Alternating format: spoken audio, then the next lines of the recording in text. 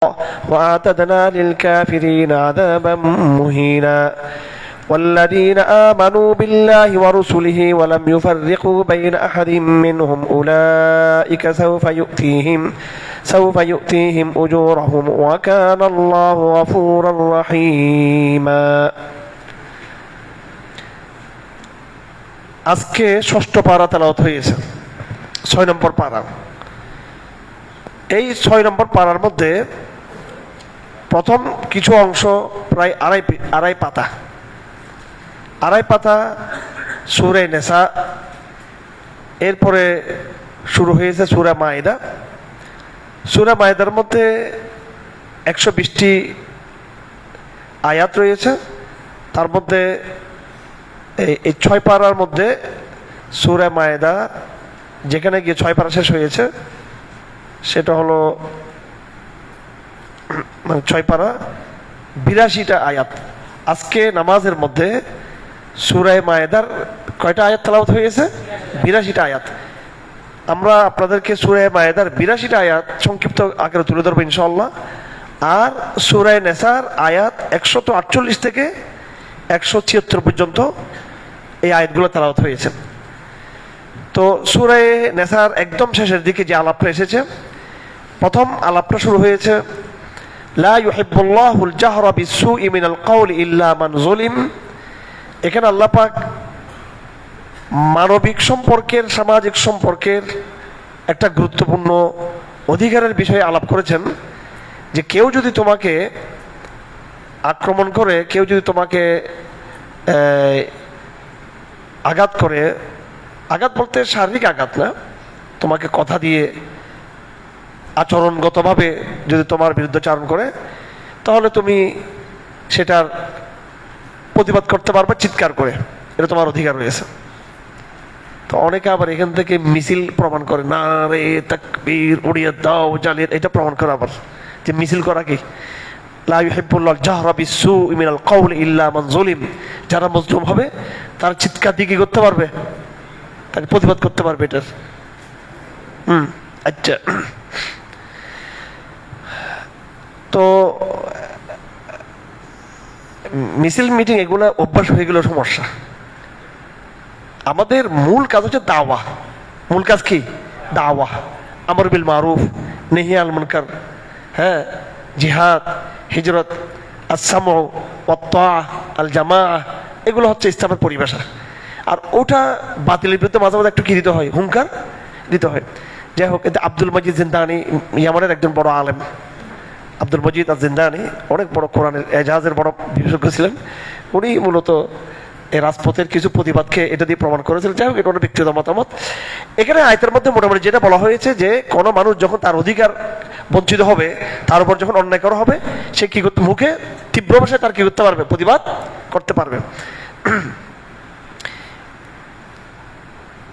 সূরা নিসার মধ্যে অনেকগুলো বিধান আলোচনা হয়েছে, গতকালকে আমরা বলেছিলাম, এবং মুনাফিকদের আলোচনার ভিতর দিয়ে গত পারা শেষ হয়েছে, মুনাফিকদের আলোচনার মধ্য দিয়ে 5 নম্বর পারা মুনাফিকদের আলোচনা শেষ হয়েছে। আজকে 6 নম্বর পারার সূচনাতে আল্লাহ পাক একটা অধিকারের কথা বলেছেন, প্রতিবাদ করার অধিকার। এরপর আল্লাহ পাক বিস্তারিত আলোচনা শুরু করেছেন আহলে কিতাবদেরকে নিয়ে। কোরআনে কারীমে ঘুরে ফিরে সূরা বাকরাতে আহলে কিতাব, আবার সূরা আল ইমরান আহলে কিতাব, সূরা নিসাতে আবার আহলে কিতাব, সূরা মাইদার মধ্যে আবার ঘুরে ফিরে আহলে কিতাব। আহলে কিতাবদের আল্লাহ পাক এখানে আলোচনা করেছেন। আল্লাহ পাক কি বলেছেন? ইন্নাল্লাযীনা ইয়াকফুরুনা বিল্লাহি ওয়া রাসূলিহি ওয়া ইউরিদুনা আন ইউফাররিকু।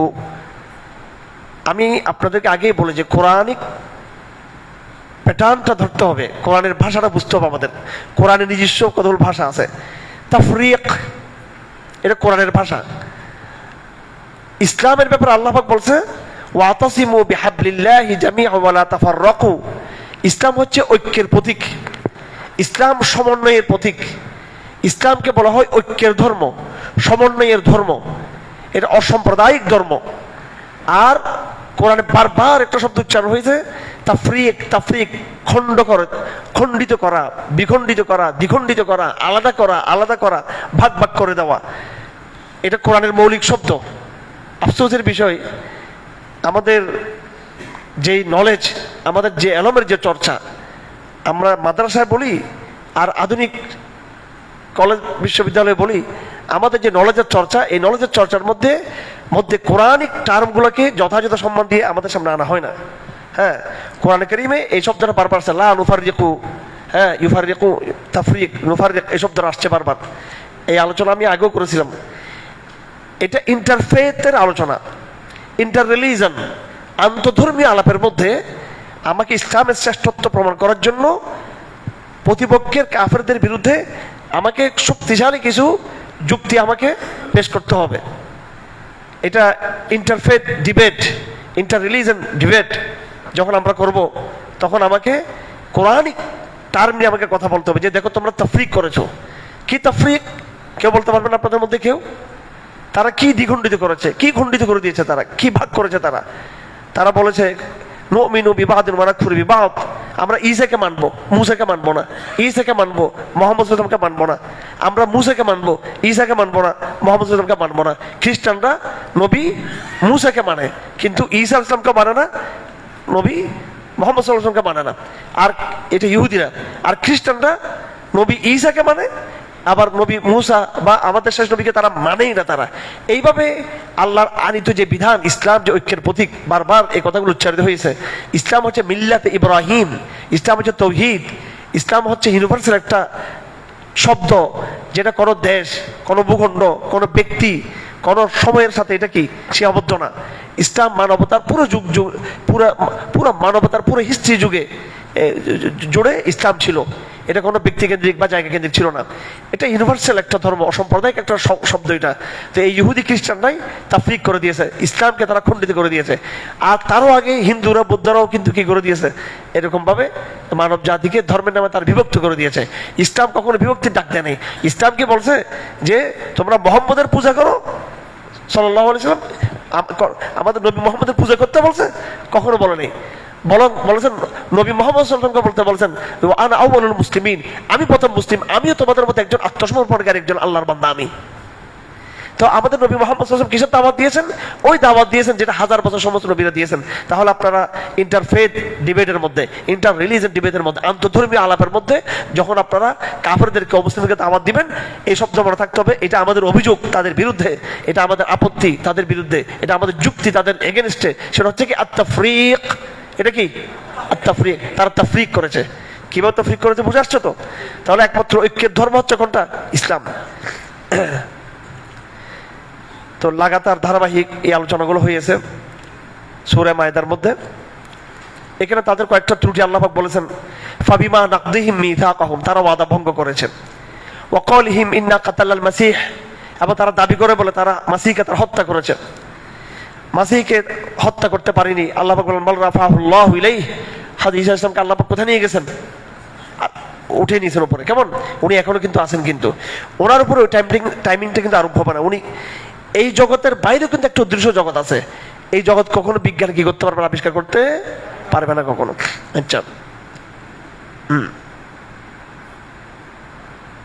অবশ্যই এই টাইমিং এর সম্পর্কে এই অনেকে অনেক কিছু লিখেছে। স্টিফেন হকিং এর আছে, তারপর সবচেয়ে বিখ্যাত থিসিস হলো কার? আইনস্টাইনের। কেমন? আপেক্ষিকতার মতবাদ। যাই হোক, তো হাদিস ইসলাম কিভাবে আছে, কেমনে আছে, এটা বাস্তবতা, এটা আমরা বিশ্বাস রাখি। বিজ্ঞান একটা সীমিত বিষয়। বিজ্ঞান নিজেও অসীম দাবি করে নাকি ভাই? বিজ্ঞান কি বলে? আমি মাপকাঠিটা বলে? হ্যাঁ, বিজ্ঞান কি বলে একটু বলেন দেখি আপনারা আমাকে। আমি তো বিজ্ঞান পড়ছি, আমি বিজ্ঞান কি বলে? হ্যাঁ, যে আমি সবকিছু বুঝে গেছি এটা বলে নাকি? বিজ্ঞান বলে আমি যা বুঝছি তা বলতেছি, আর আমি যা ধরতে পারি না সেটা আমি বিশ্বাস করি, আমি বলিও না সেটা। এটা মানে কি আল্লাহ নাই এটা নাকি? বিজ্ঞান আল্লাহ নাই একথা বলছে? বিজ্ঞান বলতেছে আমি আবিষ্কার মধ্যে আমি আল্লাহকে, আমি এটা পাই না, আমি আল্লাহকে দেখি নাই, সে আল্লাহ নাই এটা কিন্তু বলে নাই। কিন্তু বিজ্ঞানের একটা মিস ইউজ হচ্ছে কিন্তু এখানে। হ্যাঁ, বিজ্ঞান বলছে আমার আয়ত্তের মধ্যে আমি এটা ধরতে পারি না, আমি ফেরেশতাদের নাগাল পাই নাই, আমি আখিরাতের জীবনের নাগাল পাই নাই, আমি জান্নাত জাহান্নাম কোথায় নাগাল পাই নাই, আল্লাহর আরশ কুরসির আমি নাগাল পাই নাই, আমি অনেক কিছু নাগাল পেয়েছি, অনেক কিছু আমি নাগাল কি পাই নাই। বিজ্ঞান কিন্তু এজন্য ধর্মীয় বিশ্বাসের কিনা প্রতিপক্ষ না। বিজ্ঞানের কাজ ভিন্ন। বিজ্ঞান যা যতটুকু আবিষ্কার করা দুরূপ বলে। যেটা সে আবিষ্কার করতে পারে না সে বলে যেটা আই নো না, ঠিক আমি এই সম্পর্কে জানি না, আমি এটা পাইনি, এটা বলে। এখন এই অপারগতাটাকে দেখেন কতটা এটা মানে বোকামি, কতটা নির্বোধের পরিচয়। বিজ্ঞানের অপারগতাটাকে প্রমাণ কি করা হচ্ছে, একটা দলিল হিসেবে আনা হচ্ছে। আপনাদের বুঝে আসতেছে কথাগুলো? আসলে রিয়েল যারা বিজ্ঞানী এরা কিন্তু আল্লাহকে অস্বীকার করে না। তারা মনে করে যে আল্লাহর অস্তিত্ব এবং আখিরাতের বিষয়গুলোকে বিজ্ঞানের এই সীমিত প্র্যাকটিস দিয়ে এটাকে কি করা যাবে না, করা যাবে না। এই জন্য বিজ্ঞানীরা নাস্তিক না, বিজ্ঞানবাদীরা হলো নাস্তিক। জাফর ইকবাল বিজ্ঞানী নাকি বিজ্ঞানবাদী? এই বুঝে আসছে আপনাদের? ইসলামের সাথে বিজ্ঞানের কোনো সংঘাত নেই। ইসলামের সাথে সংঘাত হলে বিজ্ঞানবাদিতার। শাহবাগীরা কি বিজ্ঞানী নাকি? শাহবাগীরা কি বিজ্ঞানবাদী? কলা বিজ্ঞানী। তারপরে আরেকটা ওই যে তৈরি করে আপনার ওই যে বৈশাখের সময় মঙ্গল যাত্রা ভাস্কর্য বিজ্ঞানী, ঠিক আছে। আচ্ছা, তো এখানে বিজ্ঞানের কথা আসছে কেন? ঈসা আলাইহিস সালামকে আল্লাহ যে উঠিয়ে নিয়েছেন, এটার বৈজ্ঞানিক ব্যাখ্যা দ্বারা এটা প্রমাণ করা যাচ্ছে না। বিজ্ঞান এখানে অপারক। তবে বৈজ্ঞানিক বিভিন্ন আলাপ আছে, টাইমিং এর আলাপ, এগুলো দিয়ে অন্তত এটা বোঝা যায় যে এই অদৃশ্য জগতের অনেকগুলো এখানে কারিশমা এখানে রয়েছে। তো ইহুদিদের কয়েকটা দোষ আল্লাহ বলতেছেন যে তারা ওয়াদা ভঙ্গ করে, ঈসা আলাইহিস সালামকে হত্যার তারা দাবি করে, এবং তারা জুলুম করে, তারা সুদ খায়। তারা কি খায়? সুদ খায়। আবার ইহুদিদের মধ্যে আহলে কিতাবদের মধ্যে কিছু ভালো লোক আছে। কি আছে? والراسخون في العلم منهم والمؤمنون, যারা এই আহলে কিতাবদের মধ্যে যারা ইলম গভীর, যারা মুত্তাকি, আব্দুল্লাহ বিন সালামের মতো, অন্যদের মতো, এরা কিন্তু আল্লাহর প্রতি তারা আত্মসমর্পণ করে। তারা আল্লাহ পাক এখানে সূরা নিসার মধ্যে একটা আয়াত আসছে, আয়াত নাম্বার 163। এটা বুখারী শরীফের শুরু দিয়ে আছে, ইন্না আওহাইনা ইলাইকা কামা আওহাইনা ইলা নূহিন ওয়ান নাবিয়্যিন মিন বাদি। আমি আপনাকে ওহী দিয়েছি যেভাবে আমি অন্যান্য সমস্ত নবীদের কাছে ওহী পৌঁছিয়েছি। এখানে আরেকটা কথা আসছে 164 নম্বর আয়াত, ওয়া রাসূলুন কাদ কাসাসনাহুম আলাইক মিন ক্বাবলু ওয়া রাসূলুন লাম নাকসুসহুম আলাইক। কোরআনে অনেক নবীদের কথা আসছে, অনেক নবীদের কথা কি কোরআনে আসে নাই, অনেক নবীদের কথা কি আসে নাই। এজন্য বিভিন্ন ধর্মগুরু, হ্যাঁ, এই ধর্মগুরুদেরকে অনেকে নবী প্রমাণ করে। যেমন এই অগ্নিপূজকদের রাষ্ট্রে ইরান, পারস্যানরা জরথ্রুস্টকে নবী দাবি করে। এইভাবে নেপালিয়ানরা, বুদ্ধিস্টরা, চাইনিজরা, এই এলাকার লোকরা গৌতম বুদ্ধকে তারা কি প্রমাণ করে? নবী প্রমাণ করতে চায়। এইভাবে রামকৃষ্ণকে হিন্দুরা কি প্রমাণ করতে চায়? নবী প্রমাণ করতে চায়। কেমন? কিন্তু কোরআন কারীমে এদের কোথাও কোনো নাম কিনা উল্লেখ নাই। এরা বড় সংস্কারবাদী ব্যক্তি হতে পারে। আমার ইতিহাসের যতটুকু স্টাডি, তার দ্বারা আমি এতটুকু বুঝি যে তারা বড় মানব ছিলেন এবং তারা কখনো শিরকের কথা কি বলেন নাই। কিন্তু অনেকে তাদেরকে কি অ্যাবসলিউটলি নবী প্রমাণ করতে চায়, এটা কিন্তু ভুল। হ্যাঁ, এরা বা অন্য যে কেউ, কোরআন কারীমে যে সমস্ত নবীদের নাম আছে, আল্লাহ বলছেন আমি অনেক নবীদের কথা নাম এখানে উল্লেখ করেছি, অনেক নবীদের নাম আমি উল্লেখ করে নাই। এর মধ্যে কেউ নবী হতে পারে, কারণ সেটা আমরা কিন্তু জানি না। আপনি কি বলতে পারবেন যে গৌতম বুদ্ধ নবী ছিল? এটা বলা যাবে? এটা হ্যাঁ, কোরআন কারীমে আছে অনেক মহামানব আসছে, কোরআন শরীফে তাদের নাম নাই, কিন্তু তারা কিন্তু তারা কি নবী ছিলেন। তাই বলে কি আপনি যাকে তাকে নবী বলতে পারবেন? তাকে তো নবী বলতে পারবেন না এইভাবে ইয়ে করে, তাগিদ করে। আচ্ছা,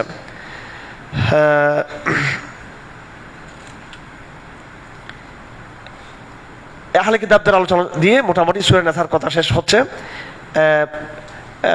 আয়াত নাম্বার 171 নম্বর আয়াত, ইয়া আহলাল কিতাবি লা তাগলু ফি দীনিকুম ওয়া লা তাকুলু আলাল্লাহি ইল্লাল হক ইন্নামাল মাসিহু ঈসা ইবনু মারইয়াম রাসূলুল্লাহি ওয়া কালিমাতুহু আলকাহা ইলা মারইয়াম ওয়া রূহুম মিনহু ফাআমিনু বিল্লাহি ওয়া রাসূলিহি ওয়া লা তাকুলু সালাসা। এখানে আহলে কিতাব বলতে কাদেরকে বোঝানো হয়েছে? খ্রিস্টানদেরকে বোঝানো হয়েছে। আহলে কিতাব বলতে এখানে খ্রিস্টানদেরকে বোঝানো হয়েছে, আর আগে আহলে কিতাব বলতে ইহুদিদেরকে বোঝানো হয়েছে।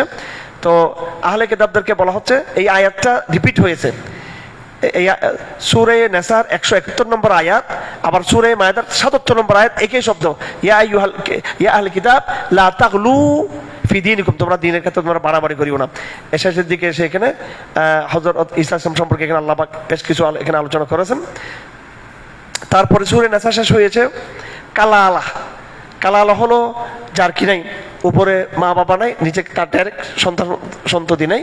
তো এই কালালা সম্পর্কে আগে কিন্তু আলোচনা হয়েছে সূরা নিসার মধ্যে, আমরা সময় সংক্ষিপ্ততার কারণে বলতে পারি নাই। এখানে আবার এই আয়াতটা কি হয়েছে, রিপিট হয়েছে এখানে। এটা হচ্ছে এই আহকামের আয়াত দিয়ে কি হলো, এটা শেষ হলো, এটা শেষ আয়াত। এবার আমাদের সামনে একেবারে কোরআনে কারীমের সবচেয়ে গুরুত্বপূর্ণ সূরা আমাদের সামনে, এটা হচ্ছে সূরা মায়েদা। সূরা কি মায়েদা, সূরা মায়েদা। দেখবেন সিরিয়ালের দিক দিয়ে এটা একদম শেষের দিকে, ইজা জা নাসরুল্লাহ এটা কিন্তু শেষের দিকে সূরা, সূরা তওবা কিন্তু শেষের দিকে, তারপর সূরা মায়েদা কিন্তু শেষের দিকে সূরা।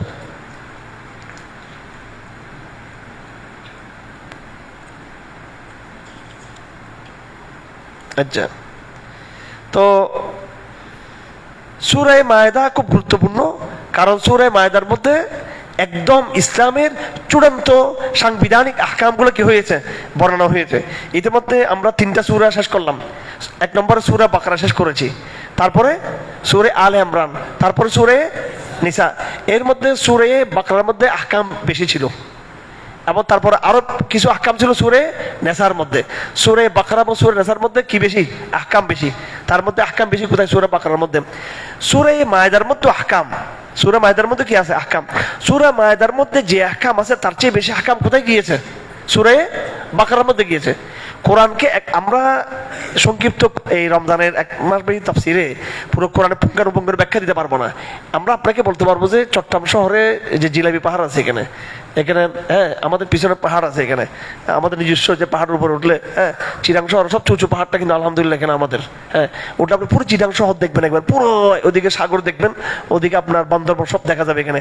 তো আমি আপনাকে পাহাড় উঠে বলতে পারবো যে বলতে পারবো এদিকে সাগর, এদিকে সন্দ্বীপ, এদিকে বান্দরবন, এদিকে এয়ারপোর্ট, এদিকে কর্ণফুলী, এদিকে ফয়েজ লেক, এদিকে বান্দরবন, এদিকে হাটাজারিতে যাওয়ার রুট, এদিকে দক্ষিণ চিটাং, এটা বলতে পারবো আমি। গলি গলি গলি গলি সবগুলো বলার সময় আছে আমার এখানে। তা আপনারা কোরআনকে স্টাডি করার 2টা নিয়ম, একটা হলো কোরআন একেবারে শব্দ শব্দ শব্দ শব্দ কোরআনকে বোঝা, হ্যাঁ। আরেকটা হলো কোরআনের উপর সামগ্রিক একটা কি দৃষ্টি দেওয়া।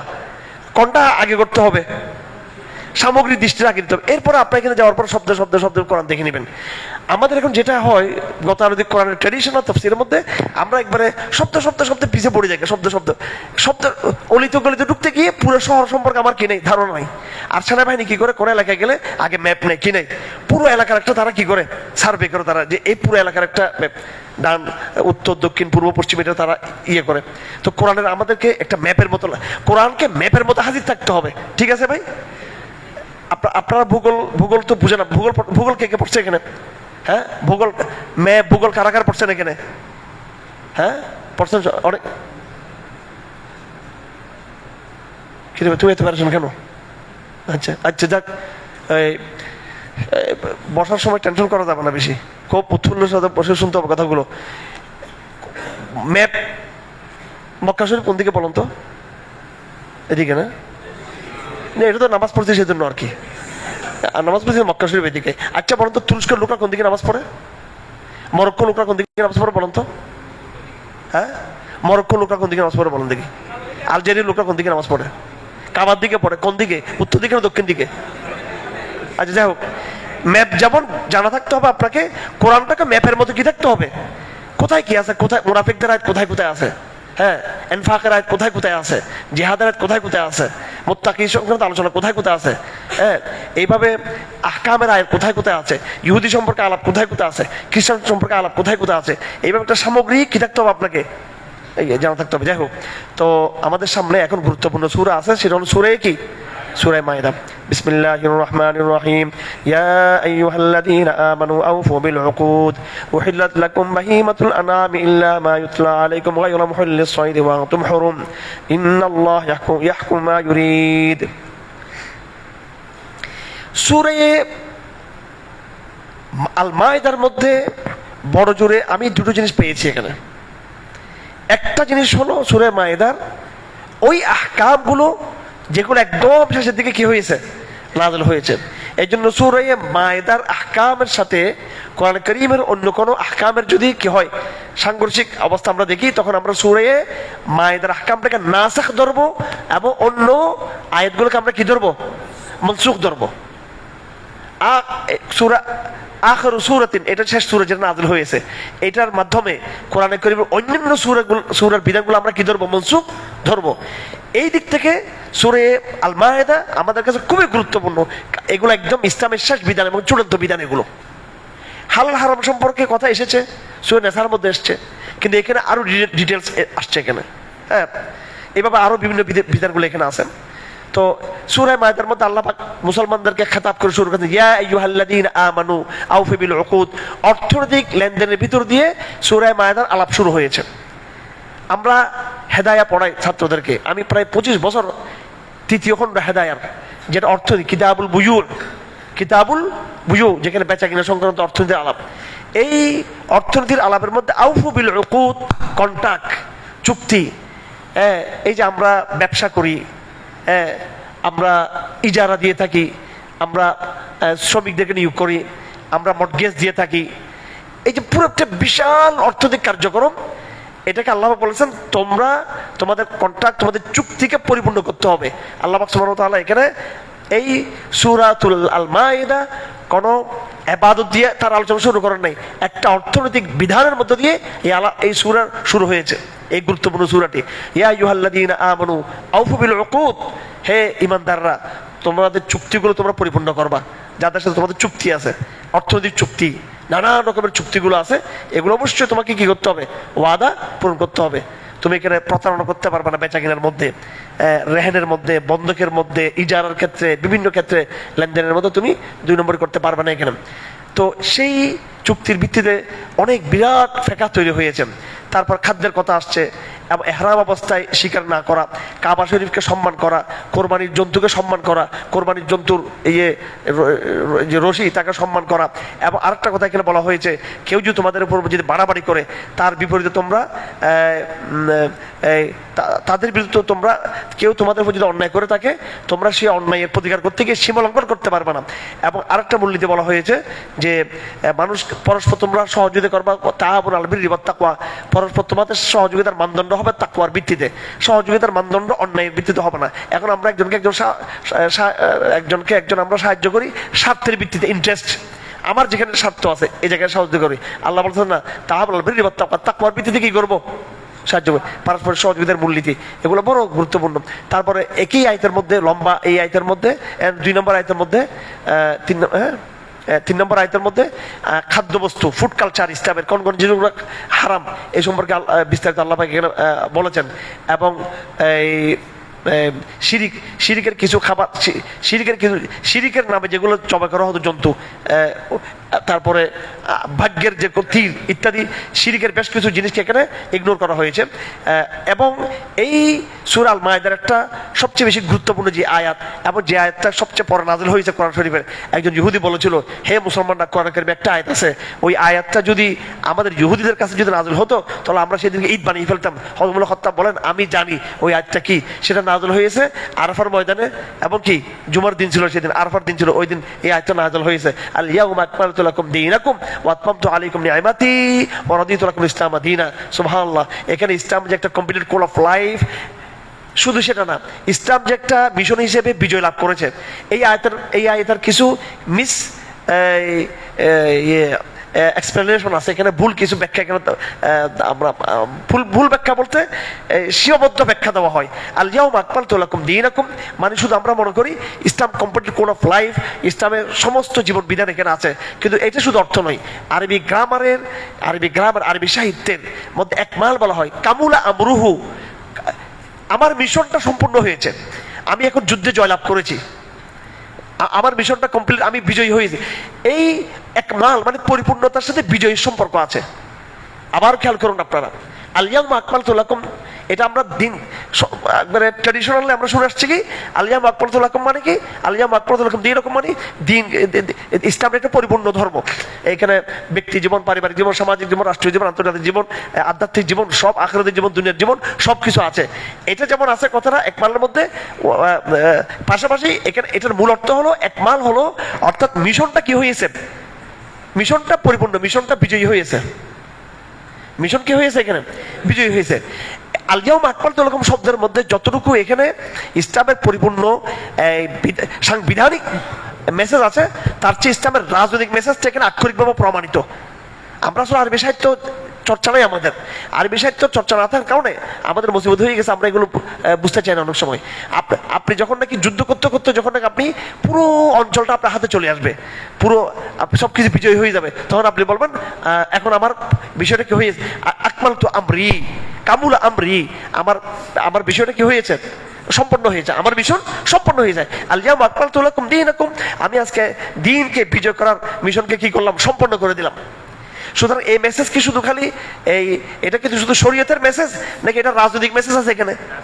হ্যাঁ, আমরা শুধু এটাকে শরীয়তের মেসেজ মনে করি, আমরা মনে করি যে আকমালতু লাকুম মানে শরীয়তটা কমপ্লিট, শুধু এটা নয়, বরং এখানে দিন বিজয়ী হয়েছে এই মেসেজটা কিন্তু আছে, এবং এটা গ্রামার দ্বারা প্রমাণিত, গ্রামার দ্বারা প্রমাণিত।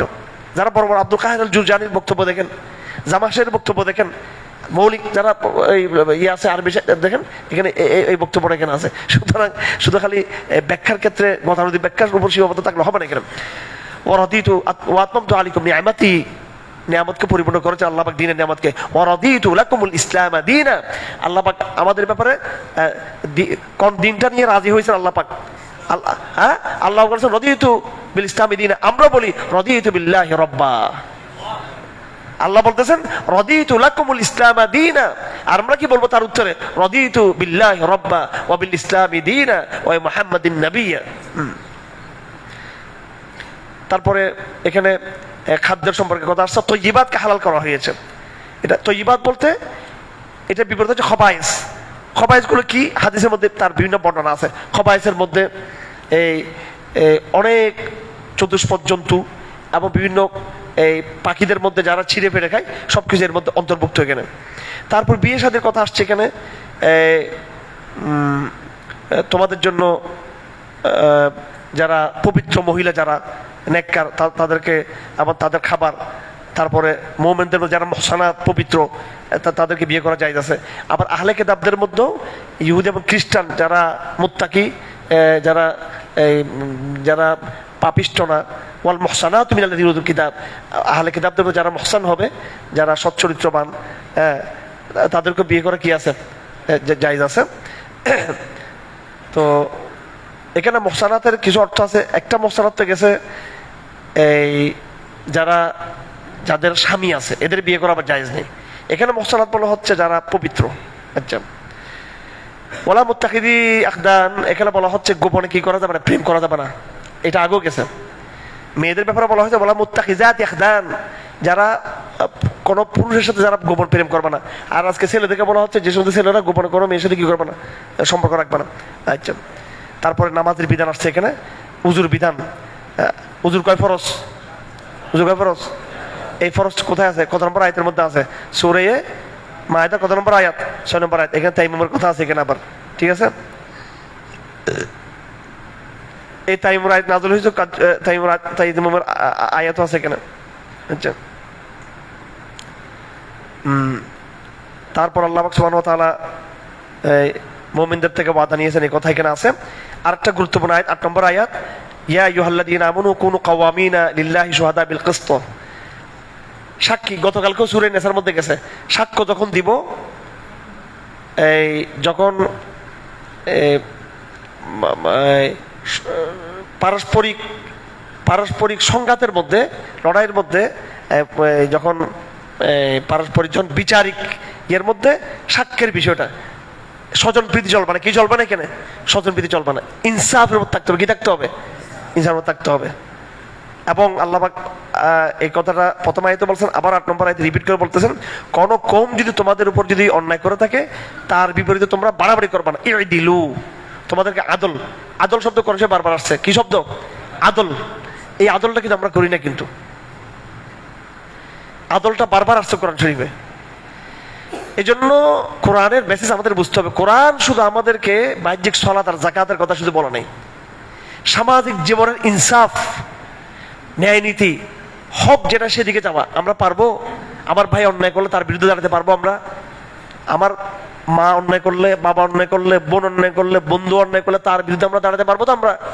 হ্যাঁ, এটা করতে হবে। এটা আমাকে স্বজন প্রীতি করা চলবে না এখানে, আমার দলের লোক সেটা আমি কিছু বললাম না, এরকম চলবে না সেটা। আচ্ছা, কোরআন কারিমে এটা বারবার আসছে। আমরা লেখার সময় আমরা এক পেশে হয়ে যাই।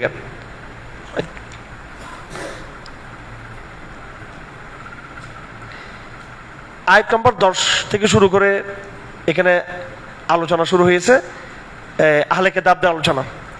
10, 11, 12, 13, 14, 15, 16, 17, 18, 19, 20, 21 সবগুলো আহলে কিতাবদের আলোচনা।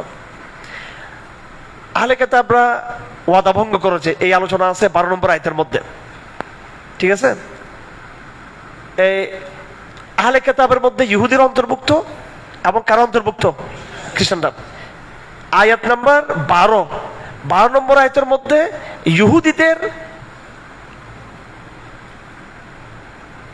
ইহুদিদের ওয়াদাভঙ্গের কথা আসছে। কাদের ওয়াদাভঙ্গের কথা? ইহুদিদের। কত নম্বর আয়াতে? 12 নম্বর আয়াতে। আর 14 নম্বর আয়াতের মধ্যে খ্রিস্টানদের ওয়াদাভঙ্গের কথা আসছে এখানে। ওয়ালাকাদ আখাযাল্লাহু মিসাকা বানি ইসরাঈল ওয়া বা'আসনা মিনহুম 12 রাকিবা। এখানে কিভাবে তারা ওয়াদাভঙ্গ করেছে? কারা? ইহুদিরা। ইহুদিদের ওয়াদাভঙ্গের আলাপ সূরা মাইদার কত নম্বর আয়াতের মধ্যে? 12 নম্বর আয়াতের মধ্যে। 12 এবং 13, 12 এবং কি 13, ফাইবা নাকদিহিম মিসাকাম, তারা ওয়াদাভঙ্গ করেছে, হ্যাঁ, এবং তারা তাওরাতকে বিকৃত করেছে, ইত্যাদি ইত্যাদি। এবং 14 নম্বর আয়াতে আল্লাহ পাক কাদের কথা বলছেন? খ্রিস্টানদের ওয়াদাভঙ্গের কথা বলছেন। কিন্তু দেখুন আল্লাহ পাকের ধৈর্য দেখুন। আল্লাহ আমাদেরকে বলতেছে কি জানেন? ফাফু আনহুম মাসফা, তাদেরকে ক্ষমা করে দাও। তাদের এত বিয়াদি অবদ্ধতা সত্য, তাদের সাথে কি করতে বলতেছে? ডায়লগ করতে বলতেছে, দাওয়াত দিতে বলতেছে। এবার শেষে এসে আমাদের নবীজির কথা বলছেন যে এই নবী এসে তাদের সমস্ত গুমর ফাঁস করে দিয়েছেন। অনেক কিছু তারা গোপন রাখে, সেগুলো আমাদের নবী উল্লেখ করে দিয়েছেন 15 নম্বর আয়াতের মধ্যে আল্লাহ পাক বলেছেন। তারপরে হযরত ঈসা আলাইহিস সালামের আলোচনা শুরু, 17 নম্বর আয়াতে হযরত ঈসার আলোচনা শুরু। তারপরে 18 নম্বর আয়াত, ইহুদি খ্রিস্টান দাবি করে আমরা আল্লাহর বন্ধু, চুজ পিপল, এভাবে দাবি করে থাকে তারা। এই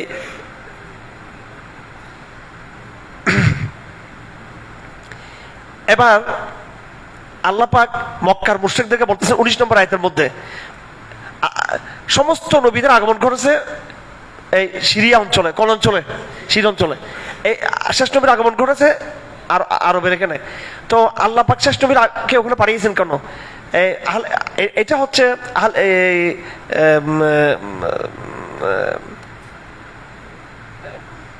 এটা অন্য জায়গায় আছে, কোরআন শরীফের অন্য জায়গার মধ্যে আছে, সূরা আনামের মধ্যে, যে আমি তো আরব দেশে নবী পাঠিয়েছি, নাহলে তোমরা বলবো যে আরবের নবী আসেনি, আমরা ইসলাম মানি নাই, এই জন্য আরবের নবী পাঠিয়েছি। এটা সূরা আনামের মধ্যে আছে। এখানে আল্লাহ পাক বলতেছে ইহুদিরা পথভ্রষ্ট হয়ে গেছে, খ্রিস্টান পথভ্রষ্ট হয়ে গেছে। তো তারা হয়তো বলতে পারতো, শেষ জমানার ইহুদিরা বলতে পারতো, কবে সেই মূসা আসছে, তো পরে তো আপনি আর কোনো বিবরণ নেই, আমরা কি হয়েছি? পথভ্রষ্ট। এখন তারা এটা বলতে পারবে না। আখির জামানাতে আল্লাহ নবী কি করছেন? পাঠিয়েছেন। আল্লাহ বলতেছেন ইয়া আহলে কিতাব ক্বাদ জাআকুম রাসূলুন ইউবাইয়িনু লাকুম মা নাফাতা মিনার রাসূল। রাসূলদের যাওয়ার পরে, দীর্ঘদিন যাওয়ার পরে আরেকজন নবীকে পাঠিয়েছেন, আবার পাঠিয়েছেন। এখন তো তোমরা বলতে পারবে না যে তোমরা নবী না পেয়ে তোমরা পথভ্রষ্ট হয়েছো তোমরা। তারপরে এখানে আল্লাহ পাক সুবহানাহু ওয়া তাআলা গুমর ফাঁস করেছেন, বনী ইসরাঈলের গুমর ফাঁস করেছেন। এখানে বনী ইসরাঈলকে মিশর থেকে আল্লাহ পাক মুক্ত করার পরে সাগর যখন তারা পার হয়ে গেল, তাদেরকে বলছিল তোমরা বাইতুল মুকদ্দাসে যাও। তারা বলছে না ভাই, আমরা যুদ্ধ করতে পারবো না। তখন মুসা ইসলাম একটু ঐতিহাসিক দোয়া করেছিলেন। এই ঘটনা থেকে আমাদের শিক্ষা নেওয়ার আছে। আমরা হাসিনা পতনের পরে আল্লাহ আমাদেরকে বলছেন শরিয়া প্রতিষ্ঠা করার জন্য, ইসলামের দিকে আসার জন্য। সেটা ডক্টর ইউনূস সাহেব করেন নাই, ওনাদের পুরো উপদেষ্টা পরিষদ কিন্তু বিদায়টা করুন বা ওনারা বিদায় নিয়েছেন, কিন্তু খুব বেশি একটা সম্মানিত ওনারা হতে পারেন নাই। এখন যারা আছেন আমরা দেখবো ওনাদের পরিণতি দেখবো, এটা আল্লাহর পরিণতি, মানে আল্লাহর ক্যারিশমা আমরা দেখবো যে ওনারা কতটুকু আল্লাহর সাথে কমিটমেন্ট রাখেন বা না রাখেন। তো এই আল্লাহর সাথে ওয়াদাভঙ্গ করা যাবে না। এখানে বিস্তারিত আলোচনা আসছে এই আয়াতগুলোর মধ্যে। এই আয়াতগুলো আমি বারবার ওয়াজ মাহফিলে বলেছি, এই জুলাই বিপ্লবের পরে 21, 22, 23, 24 নম্বর আয়াত। মুসা আলাইহিস সালাম ঐতিহাসিক বদদোয়া করেছেন। কার বিরুদ্ধে? বনী ইসরাঈলের বিরুদ্ধে। মুসা আলাইহিস সালাম 2টা বদদোয়া করেছেন। কয়টা বদদোয়া? একটা বদদোয়া, এক বদদোয়ায় ফেরাউন ধ্বংস, আরেক বদদোয়ায় বনী ইসরাঈল ধ্বংস। ফেরাউনের বিরুদ্ধে বদদোয়া করেছেন উনি সূরা আরাফের মধ্যে। রব্বানা ইন্নাকা আতাইতা ফিরআউনা যিনাতাও ওয়া আমওয়ালান ফিল হায়াতিদ দুনিয়া রব্বানা লিয়ুদিল্লু আন সাবিলিক রব্বানা ফাতমিস আলা ওয়ুজুহিহিম ওয়াদরিব আলা কুলুবিহিম ফালা ইউমিনু হাত্তা ইয়ারাউল আযাবাল আলীম। হে আল্লাহ, এই ফেরাউনকে আপনি এত কিছু দিয়েছেন, সে তার দাপট রেজিম শক্তি নিয়ে তোমার দিন থেকে মানুষকে বিরত রাখছে, তাদেরকে ধ্বংস করে দিন। আল্লাহ পাকে দোয়া কবুল করেছেন। এরপর আল্লাহ পাক দোয়া করার পরে মুসা ইসলাম তো কামিয়াব হয়ে গেলেন। এবার বনী ইসরাইল নিয়ে উনি নতুন একটা সভ্যতা গড়ে তুলবেন। হ্যাঁ, নতুন সভ্যতা গড়ে তুলবেন। তাওরাত চলে আসছে, রাজধানী বাইতুল মুকদ্দাস, এখান থেকে বাইতুল মুকদ্দাস যেতে হবে। এখানে এসে রিভোল্ট করলো, বিদ্রোহ করে দিল, আর কথা শুনলো না। এবার আরেকটা বদদোয়া দিলেন নিজের কবর সম্পর্কে। এই বদদোয়াটা কি? আয়াত নম্বর 25, قال ربي إني لا أملك إلا نفسي وأخي فافرق بيننا وبين القوم الفاسقين। আয় আল্লাহ, আমি দীর্ঘদিন এই বনী ইসরাইলের লোকদেরকে মেহনত করেছি, এই অবাধ্য জাতি আমার কথা শুনবে না। ঠিক আছে, আমরা হাসিনার দোষ দিয়েছি, ইসলাম ছিল না, ইনসাফ ছিল না। এরপরে কি ইসলাম ইনসাফ আছে? ওই সে সেটেলমেন্ট। আল্লাহ এদেরকে হেদায়েত দান করুক, ওনাদেরকে তৌফিক দান করুক, যেন এখান থেকে শিক্ষা নেই। আমরা হতাশ না হয়ে আপাতত দেখি, ওয়েট এন্ড সি। আচ্ছা, তো শেষ আল্লাহকে ভয় করতে হবে। আল্লাহ কিন্তু মানুষকে সুযোগ দেন, কিন্তু আল্লাহ কিন্তু সুতার সর্বদা টান মারবেন কিন্তু আবার, যেটা বনী ইসরাইলের ব্যাপার হয়েছে। তো মুসা ইসলামের দুইটা বক্তব্য মনে থাকবে আমাদের, হ্যাঁ, ঐতিহাসিক। এই জন্য আল্লাহ পাক শুধু গজব বিজাতিদেরকে দেন না, আল্লাহ গজব স্বজাতিকে আল্লাহ পাক কি দেন? তো মুসা ইসলামের বদদোয়ার পরে আল্লাহ পাক 40 বছর পর্যন্ত তাদের জন্য এই উপত্যকা এটা হারাম করে দিয়েছে। তারা এখান থেকে ইয়াতিহুনা ফিল আরদ, ঘুরতে ঘুরতে ডান দিকে গেলে দেখে যে আবার বাম দিকে, দক্ষিণ দিকে গেলে বাম, উত্তর দিকে গেলে দক্ষিণ দিকে, এইভাবে তারা শুধু খালি ঘুরছে, শুধু খালি ওয়াদি তীর মধ্যে তারা ঘুরছে। তারপরে আল্লাহ পাক সুবহানাহু ওয়া তাআলা এখানে এক ঐতিহাসিক ঘটনা আনছে। বনী ইসরাইল আলাপের ভিতরেই এই আদমের সন্তান হাবিল আর কাবিলের কথা আসছে। কার কথা? হাবিল এবং কাবিলের কথা আসছে এখানে। হাবিল কাবিলের কথা কি জন্য আসছে এখানে? যেহেতু এখানে বনী ইসরাইলের মধ্যে একটা বড় ইয়ে ছিল, তারা মানুষকে কি করতো? খুন খারাপি ছিল। বনী ইসরাইলের মধ্যে কি ছিল? খুন খারাপি ছিল। এই খুন খারাপির বয়ানের আগে আল্লাহ পাক ভূমিকা স্বরূপ হাবিল কাবিলের কথা আমরা সবাই জানি তো আমরা কোরবানির সময় হুজুরা বয়ান করে থাকেন। কে কাকে হত্যা করেছিল? হাবিল এবং কাবিল। এখানে কে কাকে হত্যা করেছিল? কাবিল কাকে হত্যা করেছিল? হাবিলকে হত্যা করেছিল। আল্লাহ পাক এই ঘটনাকে নিয়ে আসছেন। তারপর সে লাশটা কি করতে চাচ্ছিল গোপন, তো পরে তাকে কে এসে শিক্ষা দিল? কাক। হ্যাঁ, এই ঘটনা আপনারা জানেন। তো এই কথা আল্লাহ পাক বলার পরে আল্লাহ পাক বলতেছেন, আমি এই ঘটনাকে সামনে রেখে আমি বনী ইসরাইলের জন্য আইন করে দিয়েছি, তারা যেন কোনো মানুষকে হত্যা না করে, এবং যারা জগতের মধ্যে ফাসাদ করবে, ত্রাস সৃষ্টি করবে, সন্ত্রাস করবে, তারা মানুষের ক্ষতি করবে, তাদেরকে কঠিনভাবে তাদেরকে দেওয়া শাস্তি হবে। তাদেরকে শারীরিক ফিজিক্যালি তাদের বিরুদ্ধে একদম কঠোর শাস্তি বিধান ব্যাপারে আল্লাহ পাক আলোচনা করেছেন। হ্যাঁ, যারা তওবা করবে তাদেরকে ক্ষমা করে দেওয়া হবে। এবার আমি বলেছিলাম সূরা মায়েদার একটা স্টাইল হলো ইয়া আইয়ুহাল্লাযীনা আমানু, ইয়া আইয়ুহাল্লাযীনা আমানু। এখানে অনেকগুলো ইয়া আইয়ুহাল্লাযীনা আমানু আছে। কেমন? ইয়া আইয়ুহাল্লাযীনা আমানু আফিকুল উকুদ, হে ঈমানদাররা তোমরা আর্থিক লেনদেনের চুক্তিগুলো পরিপূর্ণ করো। ইয়া আইয়ুহাল্লাযীনা আমানু লা তুহিল্লু শাআইরাল্লাহ, হে ঈমানদাররা তোমরা আল্লাহর শিয়ারকে তোমরা এইভাবে হালাল করো। এখানে ওই যে হজের মৌসুমের, শাহরে হারামের, কোরবানির এই বিষয়গুলো এখানে আসছেন। তারপর আল্লাহ পাক সুবহানাহু ওয়া তাআলা ইয়া আইয়ুহাল্লাযীনা আমানু ইযা কুমতুম ইলাস সালাত, হে ঈমানদাররা যখন তোমরা নামাজে দাঁড়াবে তখন উযুর 4 ফরজের কথা এখানে বলছেন। এরপর আল্লাহ পাক ইয়া আইয়ুহাল্লাযীনা আমানু কুনু কাওয়ামিন বিল কিসত, এখানে আইনের কথা বলছেন, আইনের সাক্ষীর কথা এখানে বলছেন। এরপরে আবার ইয়া আইয়ুহাল্লাযীনা আমানু যকুরু নি'মাতাল্লাহি আলাইকুম ইয হাম্মা কওমুন আন ইয়াবসুতু ইলাইকুম, আল্লাহ পাকের নিয়ামতকে স্মরণ করে দিয়েছেন মুমিনদেরকে, এটা 11 নম্বর আয়াতের মধ্যে। তারপরে ঠিক তদ্রুপ এখানে ইয়া আইয়ুহাল্লাযীনা আমানু তাকুল্লাহ, ইয়া এখানে সূরা কিসের মধ্যে? সূরা মায়েদার মধ্যে এটা বেশি আসছে, ইয়া আইয়ুহাল্লাযীনা আমানু, ইয়া আইয়ুহাল্লাযীনা আমানু। আচ্ছা, এখানে আয়াত নম্বর 35, আয়াত নম্বর কি 35, এখানে একটা আমাদের বেদাতি দুস্তরা এরা দলিল দেয় ওসিলা ধরা। কি ধরা? বুজুর্গের ওসিলা ধরা। বুজুর্গের কি ধরা? ইয়া আইয়ুহাল্লাযীনা আমানু তাকুল্লাহ ওয়াবতাগু ইলাইহিল ওয়াসিলা। হ্যাঁ, হে ঈমানদাররা তোমরা আল্লাহকে ভয় করো, আর আব্দুল কাদের জিলানীকে কি করো? হ্যাঁ, খাজা জুনায়েদ বাগদাদীকে কি করো? হ্যাঁ, নকশবন্দি চিশতি মুরব্বিদেরকে কি করো? ওসিলা ধরো। এটা বলছেন এখানে আল্লাহ পাক। হ্যাঁ, ওয়াবতাগু ইলাইহিল ওয়াসিলা। আমি তাফসীর কাশফ থেকে বলছি এখানে আল ওয়াসিলাতু হিয়া কুল্লু মা ইয়াতাওয়াসসালু বিহি আই ইউতাকাররাবু বিহি মিন কারাবাতি ইউতাকাররাবু বিহি। ঠিক আছে? আচ্ছা,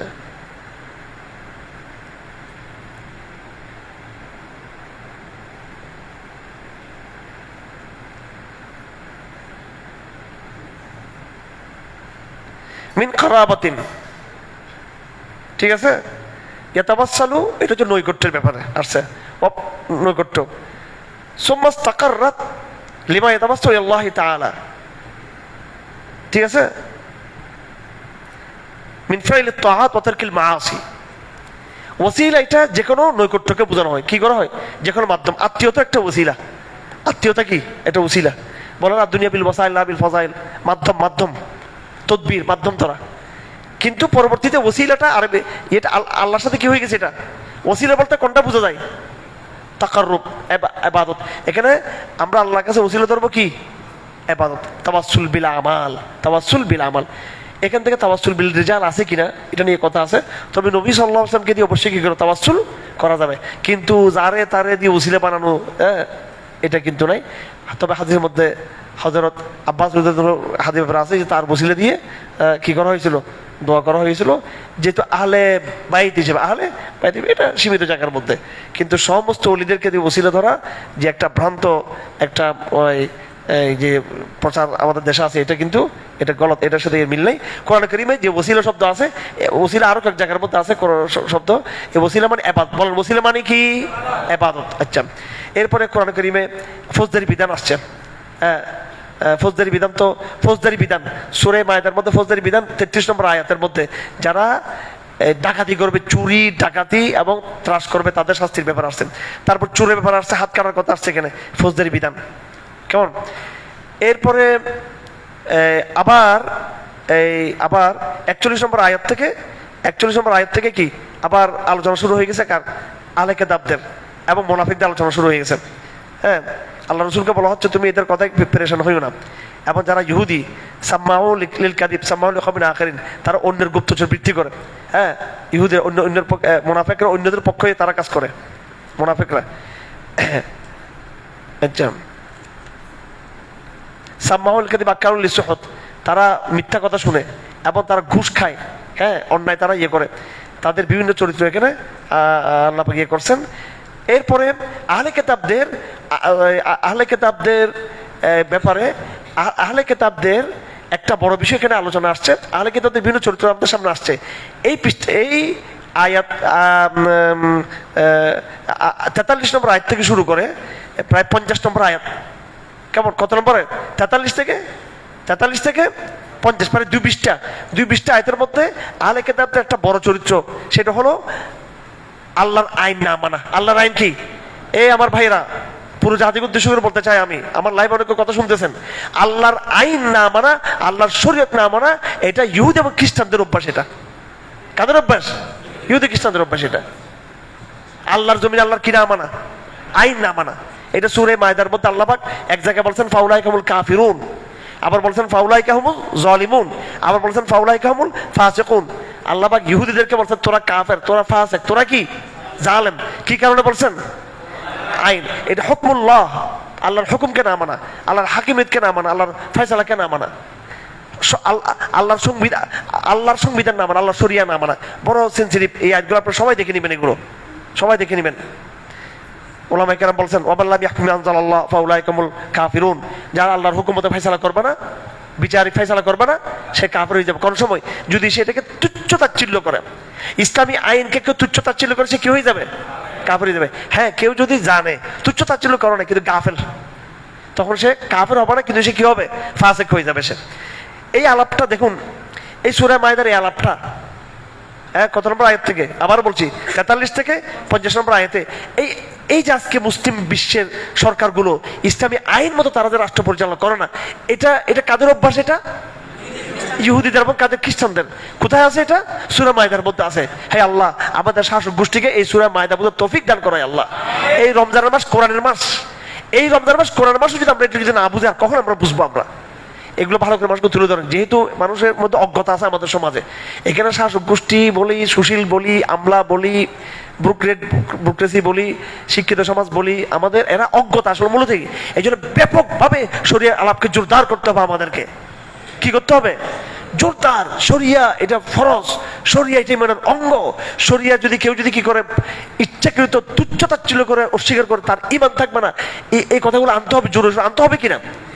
শরিয়ার জন্য যুদ্ধ করতে হবে না এখন, কারণ শরীয়তে মানুষ জানে না। শরিয়ার জন্য মারপিট করার দরকার নেই, কিন্তু শরিয়ার আওয়াজটা তুলতে হবে, ঠিক আছে? ওরা বলে ইনকিলাব জিন্দাবাদ, আমরা বলি শরিয়া জিন্দাবাদ। কি ইনকিলাব জিন্দাবাদ? ঠিক আছে, ইনকিলাব জিন্দাবাদ এটাও ঠিক আছে, কিন্তু হ্যাঁ, ইসলাম ইনকিলাব জিন্দাবাদ, ইসলামের শরিয়া জিন্দাবাদ, ঠিক কিনা? আপনি ঠিক বললো ঠিক, না ঠিক না বললো ঠিক, ঠিক আছে? আমার বক্তৃতা যারা ঠিক ঠিক বলো আমি এদেরকে ইয়ে করি না, আপনি ঠিক বললো ঠিক, ঠিক না বললো কি ঠিক। তাহলে দেখুন, এতদিন আমরা শরিয়ার কথা বলতেছি, আজকে সূরা মায়দা থেকে আমি দেখাই দিলাম আল্লাহর জমির আল্লাহর শরিয়া কি না করা, প্রয়োগ না করা, এটা কাদের ইতিহাস? এটা ইহুদি। আজকে মুসলিম বিশ্বে সেই ইহুদি খ্রিস্টানদের ইতিহাস কি হয়েছে, রিপিট করেছে। আমার ভাই, আমি যে বারবার বলি এই সূরা ফাতিহাতে আল্লাহ পাক প্রতি রাকাতে রাকাতে সূরা ফাতিহা কেন পড়তে বলছে? ইহুদি খ্রিস্টান গায়রুল মাগদুবি আলাইহিম ওয়ালাদ-দাল্লিন, গায়রুল মাগদুবি আলাইহিম ওয়ালাদ-দাল্লিন। এরপর সূরা বাকরাতে আলাপ ইহুদিদের, সূরা আল ইমরানে খ্রিস্টানদের আলাপ, সূরা নাসাতে আবার এদের আলাপ, সূরা মায়দাতে আবার এদের আলাপ। আপনি পুরো কোরআন শরীফে প্রায় পুরোটাই তো এদেরকে আলাপ। কেন? যেন মুসলমানরা যেন এদের মতো না হয়। আজকে আমরা মুসলমান এদের মতো হয়ে গেছি কিনা আমরা? ওরা ওদের ধর্ম ত্যাগ, তাওরাত ত্যাগ করেছে, আমরা আমাদের কোরআন ত্যাগ করেছি আমরা। আল্লাহ নবী সাল্লাল্লাহু আলাইহি ওয়াসাল্লাম আবু দারদার হাদিস, একদিন বের হয়েছেন সফরে, হযরত আবু দারদা বলেন আল্লাহ নবী সাল্লাল্লাহু আলাইহি ওয়াসাল্লাম আমরা বের হয়েছি, হঠাৎ আল্লাহ নবী আসমানের দিকে তাকালেন, ফাশাখাযা বিবাসরিল সামা, তাকে বলতেছেন হাদি আওয়ান ইখতারাসু ফিল ইলম, যে ইলম তো চলে যাবে, কোরআন তো চলে যাবে। তখন জিয়াদ বিন লাবিদ একজন সাহাবী ছিল, বলেন ইয়া রাসূলুল্লাহ কেন, কিভাবে ইলম যাবে? আমরা কোরআন শরীফ পড়তেছি, আজকে থেকে আরো জোরে কোরআন শরীফ পড়বো, বাচ্চাদেরকে আরো জোরে পড়াবো। ফানাকরানুল কোরআন ওয়ালা নুকরিনু আওলাদানা। তখন রাসূলুল্লাহ সাল্লাল্লাহু আলাইহি ওয়াসাল্লাম বললেন ইয়া জিয়াদ লাউ কুনতু আ'উদ্দুকা মিন ফুকাহাইল মাদিনা, আমি তোমাকে তো মদিনার কি মনে করতাম, বড় ফকিহ মনে করতাম, জ্ঞানী বুদ্ধিজীবী মনে করতাম। তুমি জানো না তোমাদের আগে একদল পথভ্রষ্ট হয়ে গেছে? হাদি তাওরাত নুজিলাত আলা বানি ইসরাঈল, এই তাওরাত তো আসছিল বনি ইসরাঈলের উপরে, এবং ইনজিল আসছিল খ্রিস্টানদের উপর, এরা তো পথভ্রষ্ট হয়ে গেছে, তোমরা মুসলমান একচুয়ালি এরকম কোরআন ছেড়ে দিবা, কি ছেড়ে দিবা? ইন্না লিল্লাহি ওয়া ইন্না ইলাইহি রাজিউন। কত দুঃখজনক এটা, আমরা সাবধান হই আমরা। এরপর আল্লাহ পাক বলেছেন ইসলাম শরিয়া, শরিয়া না চাবাটা, শরিয়া এখানে, এখানে শরিয়া শব্দ আসে না, এখানে হুকুম আসছে, কি আসছে? হুকমুল্লাহ আসছে এখানে। শরিয়া না চাবাটা জাহেলিয়া, বলেন শরিয়া না চাবাটা কি? জাহেলিয়া। যে দেশে শরিয়া নেই সে দেশে কি আছে? জাহেলিয়া। তাহলে এখন কি চলতেছে? জাহেলিয়া। এটা কোরআন শরীফের আয়াত নম্বর কত? 50 নম্বর। আবা হুকমাল জাহিলিয়াতি ইয়াবগুন, আবা হুকমাল জাহিলিয়াতি ইয়াবগুন ওয়া মান আহসানু মিনাল্লাহি হুকমান লিকাওমিন ইউকিনুন। তাহলে আমরা শরিয়া চাই, আমরা জাহেলিয়া কি চাই না। তারপরে এবার আসতেছে এই ইহুদি খ্রিস্টানদেরকে চেনার পরে এবার আল্লাহ পাক বলতেছেন তাদের সাথে তোমাদের বন্ধুত্ব স্থাপন চলবে না। আজকে আইন ইহুদিদের, ঠিক কিনা? সংস্কৃতি তাদের, রাজনীতি তাদের, অর্থনীতি তাদের, অর্থ ব্যবস্থা কাদের? ইহুদিদের। রাজনীতি ব্যবস্থা কাদের? ইহুদিদের। সংস্কৃতি ব্যবস্থা তাদের, শিক্ষা ব্যবস্থা তাদের। আর আল্লাহ পাক বলতেছেন আয়াত নম্বর 51 নম্বর, ইয়া আইয়ুহাল্লাযীনা আমানু লা তাত্তাখিযুল ইয়াহুদা ওয়ান নাসারা আউলিয়া, ইহুদিদের সাথে বন্ধুত্ব স্থাপন করা যাবে না। এটাকে বলা হয় ওয়ালা, মুওয়ালাত, বন্ধুত্ব। বন্ধুত্ব স্থাপনের দুইটা মৌলিক স্তর আছে, একটা হচ্ছে আকীদাগত, একটা হচ্ছে আচরণগত। আকীদাগত তাদের সাথে সম্পর্ক স্থাপন করলে কাফের হয়ে যাবে, আর আচরণগত যদি সম্পর্ক স্থাপন করে, দুইটা ব্যাখ্যা আছে। এই আচরণটা যদি পছন্দ করে থাকে ইসলামের বিরুদ্ধে, তখন ইমান চলে যাবে, আর যদি আমরা গাফলতির কারণে করে থাকে তখন সে ফাসিক হবে। তো তারপরে আল্লাহ পাক এবার সাবধান করে দিচ্ছেন, দেখো তোমরা ইহুদি খ্রিস্টানদের পথে পথ চলো, যদি তোমার মোরতাদ হয়ে যাও, কি হয়ে যাও? এবার ডাইরেক্ট এবার কি শব্দ চলে আসছে? মোরতাদ শব্দ। কি শব্দ? মোরতাদ শব্দ। ইয়া আইয়ুহাল্লাযীনা আমানু মাইয়ারতাদ্দা মিনকুম আন দীনিহি, এটা 8 নম্বর ইয়া আইয়ুহাল্লাযীনা আমানু। সূরা মায়দার মধ্যে প্রায় 12-13টা কি আছে? ইয়া আইয়ুহাল্লাযীনা আমানু আছে, এটা প্রায় 8 নম্বর। হে ঈমানদাররা, তোমাদের মধ্যে যারা মোরতাদ হয়ে যাবে, মোরতাদ হয়ে গেলে সমস্যা নাই, আল্লাহ আরেকটা কমকে নিয়ে আসবেন। যারা আল্লাহকে ভালোবাসে, আল্লাহ তাদেরকে ভালোবাসে। হ্যাঁ, তারা মুমিনদের ব্যাপারে নরম থাকে, কাফেরদের ব্যাপারে তারা কঠোর থাকে, তারা আল্লাহর রাস্তায় তারা জিহাদ করে। আল্লাহ রাসূল সাল্লাল্লাহু আলাইহি ওয়াসাল্লাম আবু মুসা আল আশআরী, আবু মুসা আল আশআরী ওনাকে পাঠিয়েছিলেন, ইয়েমেনে পাঠিয়েছিলেন, মনে আছে আপনাদের?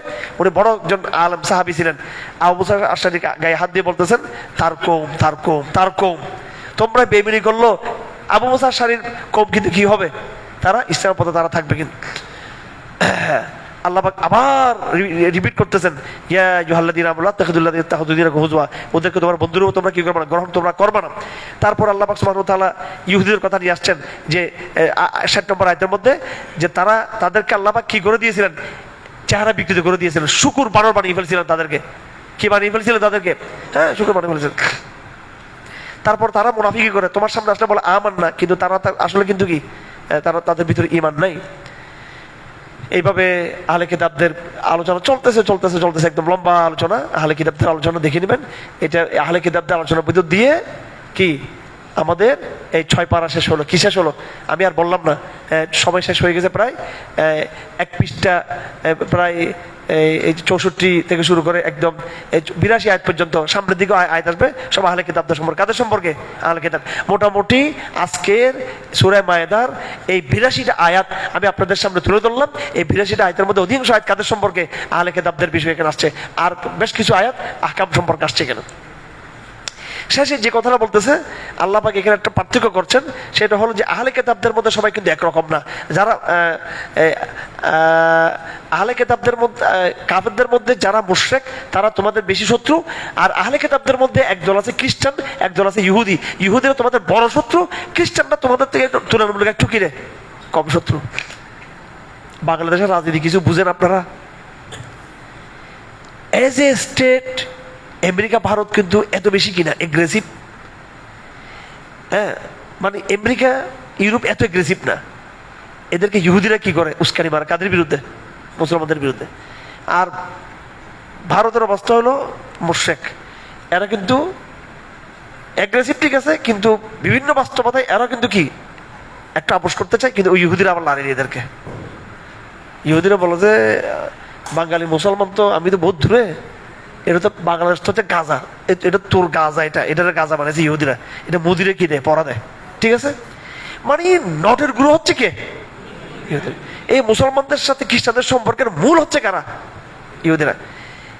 বাংলাদেশেও যদি কেউ ভালো মতো পলিটিক্স করে ভারতের সাথে স্মার্টলি, সে করতে পারবে, কিন্তু ওই ইহুদিরা কিন্তু কি করে দিবে? ডিস্টার্ব করে দিবে। কি করে দিবে? ডিস্টার্ব করে দিবে। আমি তো শুধু কোরআন, আমি এক চোখে কোরআন দেখি, আরেক চোখে রাজনীতি দেখি। আমার চোখ কয়টা? আপনাদের চোখ কয়টা? আপনাদের চোখ একটা, আপনাদের সবার চোখ একটা। শুধু হয়তো কোরআন দেখে কেউ, হুজুরা বলতে আমাদের এক শ্রেণী, আমি সবাইকে বলতেছি না আমি, আর কিছু শুধু খালি ফেসবুক দেখে, শুধু খালি শুধু রাজনীতি দেখে, শুধু একদল শুধু রাজনীতি দেখে একদল। আমার চোখ দুইটা, একটা দিয়ে আমি কোরআন দেখি, একটা দিয়ে আমি কি রাজনীতি দেখি। কোরআন যা বলেছে, যে ডাইমেনশন, যে ডাইনামিক্স গুলো কোরআন আমাদেরকে দিয়েছে, এটা বর্তমান সময়ের সাথে ফিট না। এটা আজকের আলাপ শেষ হয়েছে কত নম্বর পারা? 6 নম্বর পারা শেষ হয়েছে। এদের মধ্যে একটা শ্রেণী বিন্যাস করছে। কাদের মধ্যে? কাদের মধ্যে? শত্রুদের মধ্যে, ইহুদি এবং খ্রিস্টান এবং মুশরিকদের মধ্যে শ্রেণী বিন্যাস করে দিয়েছে। দেখো সম্পর্কের ক্ষেত্রে কার কি অভ্যাস সেটা তুলে ধরেছে এখানে। এই কথাটা 1500 বছর আগে কোরআন বলছে, কিন্তু এটা এখনো কিন্তু বহাল আছে। এটা আচ্ছা কেমন? لا تجدن أشد الناس عداوة للذين آمنوا اليهود والذين أشركوا ولا تجدن أقربهم مودة للذين آمنوا الذين قالوا إنا نصارى ذلك بأن منهم قسيسين ورهبانا وأنهم لا يستكبرون. এটা বলে শেষ। سبحانك اللهم وبحمدك أشهد أن لا إله إلا أنت أستغفرك وأتوب إليك وما علينا البلاغ. ঠিক আছে, আল্লাহ বর্ষা। হ্যাঁ